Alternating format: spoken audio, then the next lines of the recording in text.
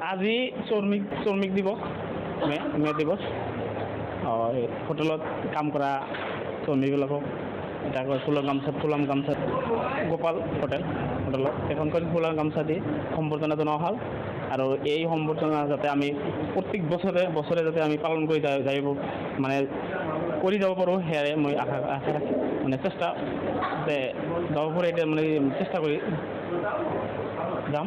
ভাল লাগছে, আমি গরিব মানুষ হোটেলে কাজ করি, যদি আবার একটা কী করছে ভাল লাগছে।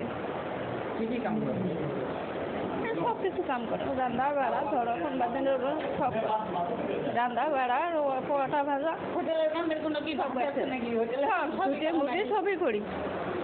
এইটুকাই সম্মান কেরা করে আমগো, এইটুকা সম্মানিত আমরা পাই না। আমি যদি এই সম্মানটা পাইতাম তাহলে তার হোটেলে কাম করবার হইতাম।